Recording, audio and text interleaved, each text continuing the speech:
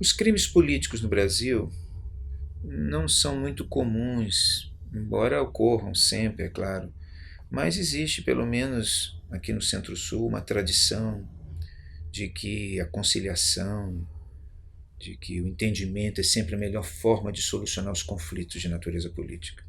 Mas você tem casos de crimes políticos importantes e por isso mesmo singulares e por isso mesmo traumáticos na opinião pública, né? Porque a opinião pública tende sempre a achar que isso é um absurdo, matar alguém por questão política. Tem o assassinato, a tentativa de assassinato de Prudente Moraes, foi na República, foi uma das primeiras. O assassinato de Pinheiro Machado, que era um grande político da República Velha. Mas o grande escândalo político relacionado a uma tentativa de assassinato até os dias de hoje foi o atentado contra Carlos Lacerda, em agosto de 54. O atentado contra Carlos Lacerda foi um marco na história da política brasileira, porque Carlos Lacerda era um líder de oposição a Getúlio Vargas. Não era um líder de oposição qualquer. Ele não apenas era um crítico da corrupção do governo Vargas, mas ele era um crítico também da política de Vargas, do modelo varguista como um todo. Então, ele era um crítico de fundo muito eloquente, muito virulento e muito popular como crítico. E por isso mesmo violentamente atacado pela mídia governista, claro, e pelos aliados do governo. Então, havia um conflito de ideias muito grande em torno das posições de Carlos Lacerda. O surpreendente e o chocante, na época, para a opinião pública, é que Carlos Lacerda sofreu um atentado. E investigando-se, né, que levou à morte, inclusive, de um oficial da aeronáutica que fazia parte do seu grupo de seguranças, né, porque ele tinha seguranças. O extraordinário é que, investigando-se, chegou-se aos criminosos e, depois de muita pressão, chegou-se ao mandante.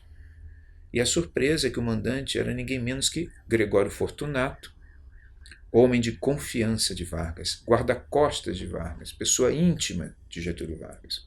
Ora, qual era a participação de Vargas na história? Havia uma dúvida, um ponto de interrogação. Vargas sabia? Vargas não sabia? Mas ele era um homem de confiança, então ele fazia tudo em prol de Vargas. Se Vargas sabia, não falou nada, ou, propõem alguns, Vargas foi o mandante do crime. Essa dúvida permanece até hoje, na verdade, porque Vargas não pôde segurar essa crise, porque isso foi considerado absurdo, tudo, né, que aconteceu pela sociedade como um todo, e ele chegou a ser deposto por uma espécie de golpe palaciano, né?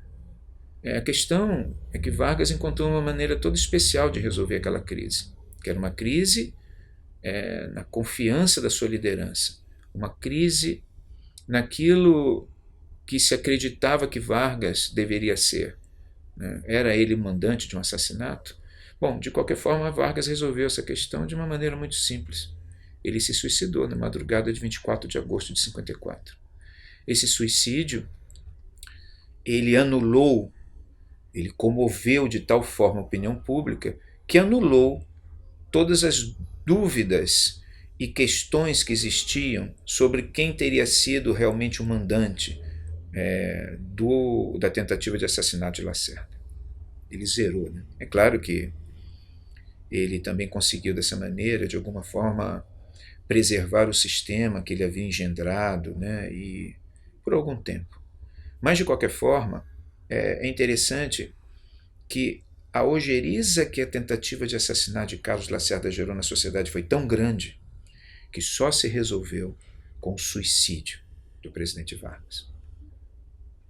Quando observamos atentados, como os que aconteceram, como o que aconteceu há poucos dias atrás, nós nos perguntamos até onde vai a ojeriza, né? A raiva da sociedade, a repulsa da sociedade a esse tipo de ato.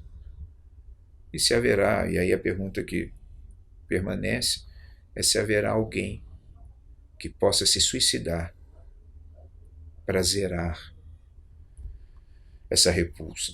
Essa é uma questão que, diferentemente da época de Vargas, não pode ser facilmente resolvida. Mas nós podemos dizer que todas as tentativas de assassinato no Brasil sempre geram crises profundas que exigem para sua solução sempre um desfecho dramático ou radical.